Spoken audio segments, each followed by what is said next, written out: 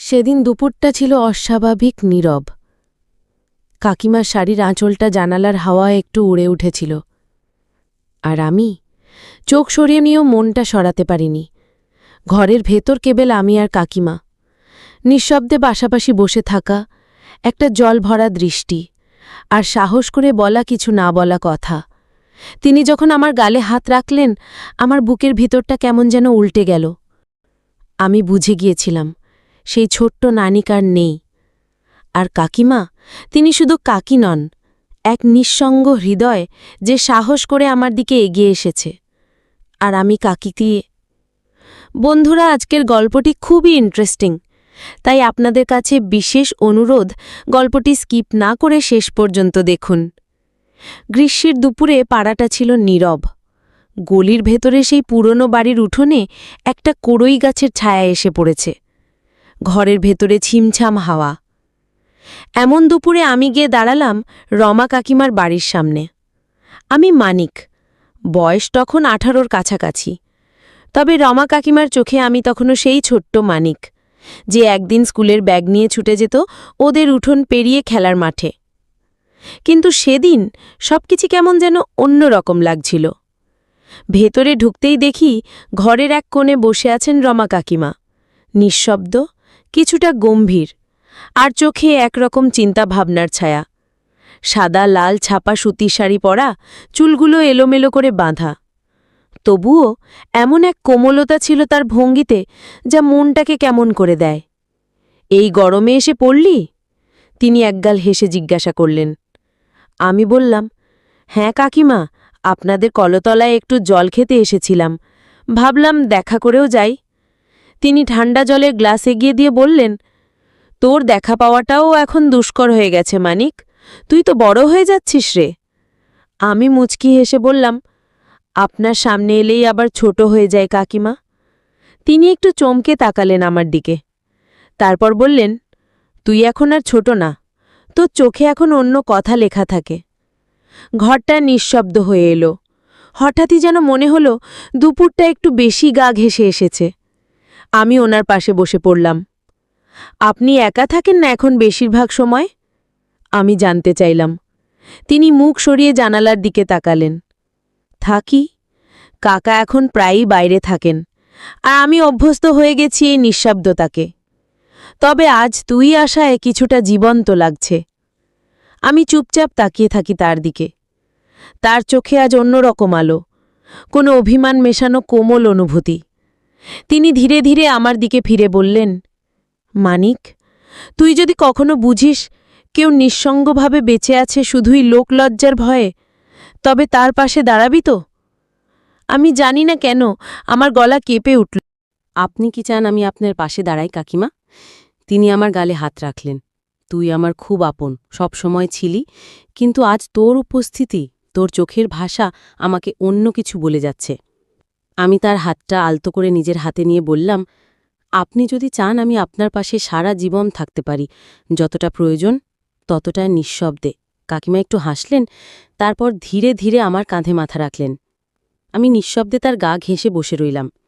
সেই মুহূর্তে কাকিমা হঠাৎ আমার মুখের দিকে তাকিয়ে এক গাল চুল সরিয়ে দিলেন।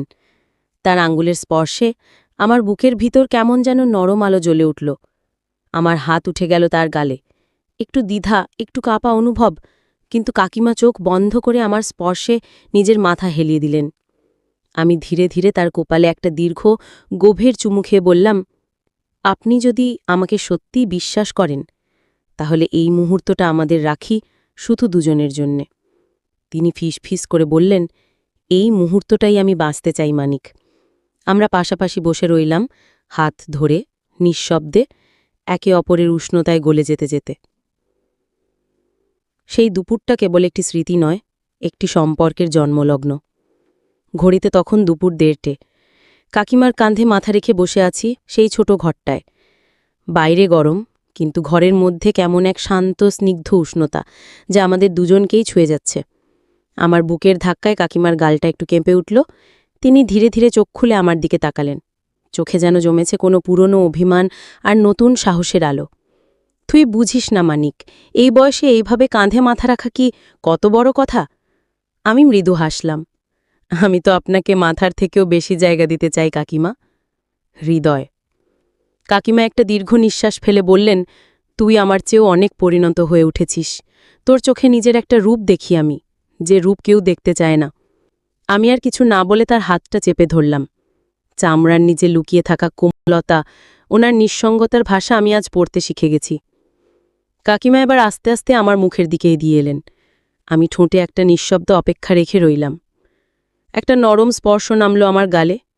তারপর আলতো করে কাকিমা আমার কপালে ঠোঁট ছুঁয়ে বললেন, তুই যদি চাস আমি আবার ভালোবাসতে শিখি।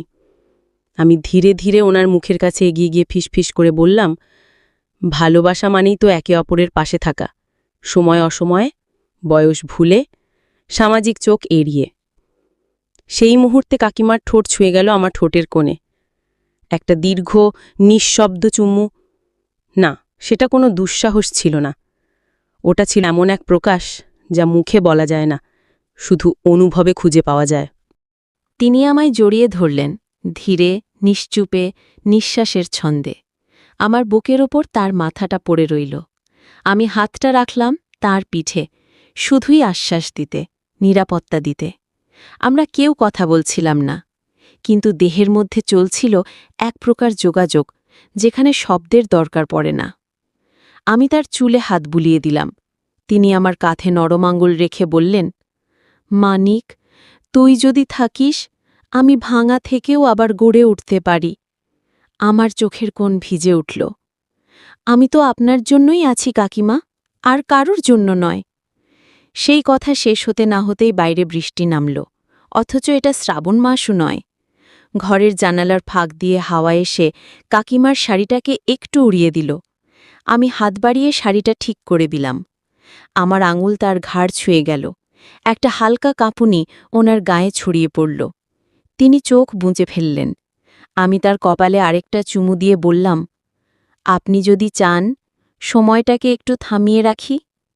তিনি আমার বুকে মাথা রেখে বললেন, এই মুহূর্তে আমি শুধু তোমার হতে চাই, কোনো প্রশ্ন ছাড়াই। আমরা একে অপরকে জড়িয়ে থাকলাম। ঘরের নিস্তব্ধতা যেন আমাদের একান্ততাকে আড়াল করে রাখল। বৃষ্টি অনেকটা থেমে এসেছে। ঘরের বাতাসে কেমন এক শান্ত, ধোঁয়াশা গন্ধ ছড়িয়ে আছে, যেন কোনো পুরনো স্মৃতি ফিরে এসেছে চুপিসারে। কাকিমা এখনও আমার বুকের উপর মাথা রেখে শুইয়া। ওনার নিঃশ্বাসের শব্দ যেন এক একটা গান আমার ভেতর বেজে চলেছে নিঃশব্দে। আমি আলতো করে ওনার চুলে হাত বুলিয়ে দিচ্ছিলাম। তিনি হঠাৎ চোখ খুলে আমার দিকে তাকালেন। তোর গায়ে একটা গন্ধ আছে মানিক, ছোটবেলায় যেমন কাঁথার গায়ে থাকত, মায়ের মতো। আমি অবাক হলাম। তুমি আমার গায়ে মায়ের গন্ধ খুঁজে পাও? তিনি হেসে বললেন, তোর সান্নিধ্যে এক ধরনের নির্ভরতা পাই আমি। শরীর ছুঁয়ে আসে বটে, কিন্তু আসল ছোঁয়া তো মনে লাগে। আমি ধীরে ধীরে ওনার হাতটা ধরলাম, সেই হাতটা যেখানে রেখার মতো জমে আছে অনেক বছরের অভিমান। আপনার গায়েও আছে একরকম ঘ্রাণ কাকিমা, যেন কোনো পুরনো গল্প, যে গল্পে বেঁচে থাকার সাহস আছে। তিনি ধীরে ধীরে আমার বুকের ওপর থেকে উঠলেন, আমার মুখের খুব কাছাকাছি এসে দাঁড়ালেন। চুলগুলো কপালে নেমে আসছে। তুই কি জানিস মানিক, এতদিন আমি শুধু বেঁচে ছিলাম, এখন মনে হচ্ছে আমি বাঁচতে চাই। আমি ওনার গালে হাত রাখলাম। আপনার মুখে আবার হাসি দেখতে চাই আমি, এমন হাসি যেখানে লুকোনো থাকবে না কোনো বোঝা। তিনি চোখ বুজে ঠোঁটটা একটু এগিয়ে আনলেন। এই চুমু আগের চেয়ে অনেক বেশি গভীর, শুধু আবেগে নয়, এক ধরনের সিদ্ধান্তেও। চুমুর মাঝেও যেন প্রতিজ্ঞা ছিল, এ জীবন আর শুধুই নিঃসঙ্গতা নয়, এবার বাঁচা হবে দুজনের জন্য। আমি তাকে জড়িয়ে ধরলাম খুব কাছে। ওনার গায়ের গরম, শাড়ির গন্ধ, ভেজা চুল সব মিলে একটা ঘোর তৈরি করছিল। আমার কাঁধে মুখ রেখে তিনি বললেন, তুই যদি থাকিস পাশে আমি কোনো কিছুতেই ভয় পাব না। আমিও জবাব দিলাম, আমি শুধু পাশে নয়, আপনাকে আঁকড়ে ধরে থাকতে চাই, আপনার চাওয়া পাওয়ার ভেতর। হঠাৎ বাইরে একটা শব্দ হলো, পাড়ার কারো বাইকের আওয়াজ। আমরা দুজনেই একটু চমকে উঠলাম। জগৎটা যেন আবার মনে করিয়ে দিল এই সম্পর্ক সমাজের চোখে কতটা অস্বাভাবিক। কিন্তু কাকিমার পিছিয়ে গেলেন না। তিনি আমার হাত চেপে ধরে বললেন, আমি আর লুকিয়ে ভালোবাসব না। তুই যদি আমায় গ্রহণ করিস তবেই সম্পর্ককে ঠেকাতে পারবে না কেউ। আমি তাকিয়ে রইলাম ওনার চোখে। সেখানে কোনো দ্বিধা নেই, শুধু সাহসের আলো। আমরা আবার একে অপরকে জড়িয়ে ধরলাম, নতুন ভোরের অপেক্ষায়। বিকেল নেমে এসেছে। আকাশে একটা অদ্ভুত রং, মেঘলা, কিন্তু মাঝে মধ্যে আলো ঠিকরে পড়ছে। ঘরের জানালা দিয়ে আসা আলোয় কাকিমাকে দেখছিলাম আমি। ওনার শাড়ির ভাঁজে, চুলের আলগা খোপায়, চোখের চাউনিতে একটা অন্যরকম আত্মবিশ্বাস খেলে যাচ্ছে। এই আত্মবিশ্বাসের পেছনে আমি আছি জেনে বুকটা কেমন করে উঠল। মানিক, তিনি ডেকে উঠলেন। আজ তোর মেসেজ পেয়ে আমি যেন ঠিকঠাক নিঃশ্বাস নিতে পারলাম। এই কিছুটা সময় তুই না লিখলে বুকের ভেতরটা শুকিয়ে যায়, বুঝলি? আমি একটু এগিয়ে গিয়ে ওনার হাত ধরলাম। আমি তো আর দূরে যাই না কাকিমা, এবার শুধু আপনাকে নিয়ে ভাবি। তিনি কিছুক্ষণ আমার মুখের দিকে তাকিয়ে থাকলেন।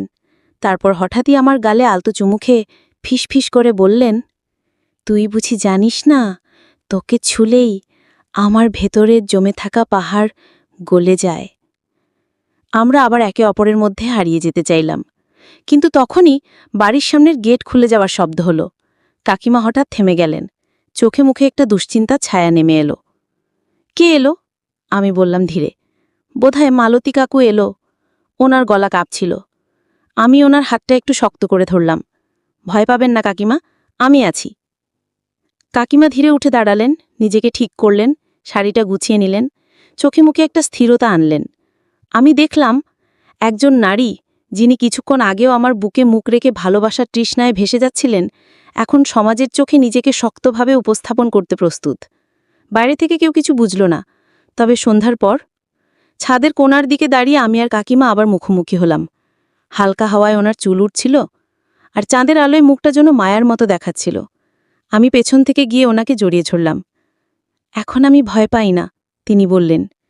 তুই পাশে আছিস বলেই হয়তো এতটা সাহস পাই। কিন্তু সবাই জানলে কি হবে? মানে, যদি কেউ জানতে পারে আমাদের সম্পর্ক? আমি খুব কাছে মুখ এনে বললাম, তাহলে বলবো ভালোবাসা অপরাধ নয়। যে সম্পর্ক শ্রদ্ধার সম্মানে গড়ে ওঠে, তার দায় কোনো সমাজ নিতে না পারলে সেটাই তাদের ব্যর্থতা। তিনি আমার মুখের দিকে তাকিয়ে মৃদু হাসলেন। চোখে জল চিকচিক করছিল।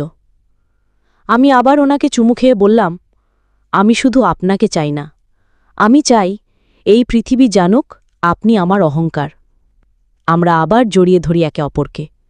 চাঁদের আলোয় আমাদের ছায়া পড়ে ছাদের দেয়ালে, যেন দুটো আত্মা একত্রে দাঁড়িয়ে আছে গোটা সমাজের বিরুদ্ধে। সন্ধ্যা পেরিয়ে এখন রাত। ছাদে চুপচাপ দাঁড়িয়ে আছি আমি। আকাশে চাঁদটা আজ কিছুটা ধূসর, যেন ক্লান্ত, আমাদের মতোই। কাকিমা পাশে এসে দাঁড়ালেন। মুখে অন্যমনস্ক ভাব, চোখে কিছুটা উদ্বেগ। কি ভাবছেন? আমি জিজ্ঞাসা করলাম। তিনি ধীরে আমার হাত ধরে বললেন, মানিক, গতকাল সন্ধ্যায় যেভাবে পাড়ার মজুমদার কাকু তাকিয়েছিল, মনে হচ্ছে কিছু আঁচ করেছে।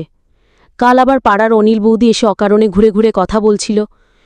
এসব কি আগের মতো নিছক কৌতূহল, না কিছু টের পেয়ে গেছে? আমি গভীরভাবে কাকিমার চোখে তাকালাম। আপনি কি ভয় পাচ্ছেন? তিনি থমকে গেলেন। তারপর এক দীর্ঘ নিঃশ্বাস ফেলে বললেন, ভয় পাই না, কিন্তু চিন্তা হয় তোর ভবিষ্যতের কথা ভেবে। তুই তো এখনো এতটা তরুণ, তোর সামনে কত কিছু আছে, বন্ধুত্ব, প্রেম, বিয়ে, পরিবার। আমি ধীরে ওনার মুখের সামনে হাত রেখে বললাম, যা ছিল তা সবকিছু এখন আপনিই হয়ে গেছেন। আমি অন্য কিছু চাই না। আমার কণ্ঠে দৃঢ়তা ছিল, কিন্তু তার ভেতরে লুকানো ছিল একরাশ ভালোবাসা। তিনি আমাকে জড়িয়ে ধরলেন, মাথাটা রাখলেন আমার বুকে। তার কপাল ছুঁয়ে আমি বললাম, আমরা কি লুকিয়ে থাকব এভাবে সারা জীবন? তিনি ধীরে বললেন, তুই যা বলবি আমি তাই করব। শুধু আমার একটাই ভয়, এই সমাজ মুখ বেঁকাবে, প্রশ্ন তুলবে, তোর ওপর কাঁটা ছুড়বে। সেই সব সহ্য করতে পারবি? আমি একটু দূরে তাকালাম। ছাদের দেয়ালের ওপার থেকে নিচের অন্ধকার পাড়াটা স্পষ্ট। আমি সেই প্রথম দিন থেকে জানি আমি কি করছি। আপনি আমার শিক্ষিকা ছিলেন, অভিভাবক হয়েছিলেন, আর এখন আমার হৃদয়ের মানুষ। এই পথটা সহজ না, জানি, কিন্তু আমি আর পেছনে যাব না কাকিমা। আমরা দুজন পাশাপাশি দাঁড়িয়ে থাকলাম কিছুক্ষণ। তারপর হঠাৎ তিনি বললেন, তাহলে কাল সকালেই যেটা করা দরকার সেটা করব। কি? আমি চমকে বললাম। তিনি দৃঢ়ভাবে বললেন, আমি পাড়ায় আত্মীয়দের সামনে স্পষ্ট করে বলবো, আমি মানিককে ভালোবাসি। ও আমার সম্মান, আমার বাঁচার সাহস। আমি অবাক হয়ে ওনার মুখের দিকে তাকালাম। একজন নারী, সমাজে বিধবা বলে চিহ্নিত, একজন তরুণ ছেলেকে ভালোবেসে নিজের সম্মান বজায় রেখে এমন সাহসের উচ্চারণ করছেন। আমি যেন ওনার আরও গভীরে প্রেমে পড়ে গেলাম। আমি ওনার গাল ছুঁয়ে বললাম, আপনি জানেন আপনি কতটা অসাধারণ? তিনি চোখ নামিয়ে হাসলেন। আমি ওনাকে আলতো করে জড়িয়ে ধরলাম। কাকিমার ঠোঁটে এক আলতো চুমু রেখে আমি বললাম, তাহলে কাল নতুন সূর্য উঠবে আমাদের জীবনে। আজ কাকিমা যেন অন্য এক মানুষ, সাদা শাড়িতে হালকা সাজে, চোখে এক আশ্চর্য আত্মবিশ্বাস। আমি দেখলাম তিনি আয়নার সামনে দাঁড়িয়ে নিজের কপালে ছোট্ট একটা টিপ পড়লেন। অনেক বছর পরে, হয়তো বিধবা হবার পর প্রথমবার। আমার বুক কেমন যেন কেঁপে উঠল। আপনি কি নিশ্চিত? আমি ফিসফিস করে বললাম। তিনি ঘুরে দাঁড়িয়ে দৃঢ় কণ্ঠে বললেন, হ্যাঁ, আমি আজ প্রকাশ করব আমার জীবনের সত্যিটা। ভয় পাই না আর। বাড়ির সামনের উঠোনে পাড়ার কয়েকজন জড়ো হয়েছেন। মজুমদার কাকু, অনিল বৌদি, পল্টু কাকিমা, সবার চোখে প্রশ্ন। কাকিমা দরজায় এসে দাঁড়ালেন, আমি পাশে সোজা হয়ে দাঁড়ালাম। তিনি ধীরে বললেন, আপনারা আমার জীবনকে আজও বিধবা একটা মেয়ে বলেই দেখেন। তবে আজ আমি নিজেকে একজন মানুষ হিসেবে দাঁড় করাতে এসেছি। এই ছেলেটা মানিক, যাকে আপনারা অনেকেই আজ সন্দেহের চোখে দেখছেন, সে আমার কাছে শুধু স্নেহভাজন নয়, সে আমার জীবনের সাথী হয়ে উঠেছে। আমি ওকে ভালোবাসি, সম্মান করে, মর্যাদার সঙ্গে। আমি ওর সঙ্গে একটি নতুন জীবন শুরু করতে চাই, সেই সাহস আজ আমার হয়েছে। চারদিক নিস্তব্ধ। পাখিরাও যেন থমকে গেছে। হঠাৎ অনিলবদি গলা ছেড়ে বলে উঠলেন, তবে কি সত্যিই মানিক তোমার প্রেমিক? আমি সামনের দিকে এগিয়ে গিয়ে বললাম, হ্যাঁ, আমি ওকে ভালোবাসি। আপনারা যেটাকে বিকৃতি ভাবছেন, সেটা আমার কাছে জীবনের সবচেয়ে বিশুদ্ধ অনুভব। কিছুদিন পর মায়ের ভাই এলো। আমার মামা রাগে ফেটে পড়লেন। তুই নিজের শিক্ষিকার সঙ্গে প্রেম করিস? লজ্জা করে না? কাকিমা পাশে দাঁড়িয়ে বললেন, আমি এখন আর ওর শিক্ষিকা নই, আমি একজন নারী, যে নিজের ভালোবাসা খুঁজে পেয়েছে, আর এই ভালোবাসায় কোনো অপবিত্রতা নেই। মামা একদৃষ্টে চেয়ে থাকলেন আমাদের দিকে, তারপর মুখ ঘুরিয়ে চলে গেলেন। তবে আমি বুঝতে পারলাম, সমাজ এখনো মানতে পারেনি। কিন্তু তাতে কি? আমরা কি সেই সমাজের গণ্ডির ভিতরেই সারা জীবন শ্বাসরুদ্ধ হয়ে থাকব? কাকিমা এবং আমি সিদ্ধান্ত নিলাম এই সম্পর্ককে সামাজিক স্বীকৃতি দেব। আমরা ছোট পরিসরে বন্ধুদের সামনে একটি ঘরোয়া অনুষ্ঠানের মাধ্যমে একে অপরের হাত ধরে প্রতিজ্ঞা করলাম। বিয়ের মতো নয়, তবে জীবনের প্রতিশ্রুতি। বন্ধুরা অনেকেই পাশে দাঁড়াল, কেউ কেউ অবাক, কেউ নীরব, তবে চোখে মৃদু সম্মান ছিল সবার। সেদিন সন্ধ্যায় আমি ওনার হাত ধরে ছাদে উঠলাম। আকাশে চাঁদ ঝলমল করছে। আমি বললাম, আপনার পাশে দাঁড়িয়ে আমি যেন নিজেকে খুঁজে পেয়েছি। আপনাকে পেয়ে আমি পূর্ণ। তিনি ধীরে বললেন, তুই আমাকে সমাজের চোখে অপরাধী থেকে জীবনের সঙ্গী বানিয়ে দিয়েছিস, আমি কৃতজ্ঞ। আমি আলতো করে ওনার কপালে চুমু দিলাম। এই গল্পটা সমাজকে এক প্রশ্ন ছুড়ে দেয়। ভালোবাসা কি শুধুই বয়স, সম্পর্ক বা নিয়মের বন্ধনে আবদ্ধ? একজন বিধবারও অধিকার আছে ভালোবাসার। একজন তরুণেরও অধিকার আছে নিজের মনের মানুষকে গ্রহণ করার। সমাজ যদি বুঝে নেয় সম্মান আর ভালোবাসা পাশাপাশি চলতে পারে, তাহলে হয়তো এমন গল্প আর অসহনীয় হয়ে থাকবে না। আমাদের গল্প সমাজের চোখে হয়তো ভ্রান্তি ছিল, কিন্তু আমাদের হৃদয়ে এটাই ছিল একান্ত উপলব্ধি। বন্ধুরা, গল্পটি এখানে সমাপ্ত করলাম। গল্পটি ভালো লাগলে একটি লাইক ও চ্যানেলটি সাবস্ক্রাইব করে দেবেন। ভালো থাকবেন সবাই, দেখা হচ্ছে পরের ভিডিওতে।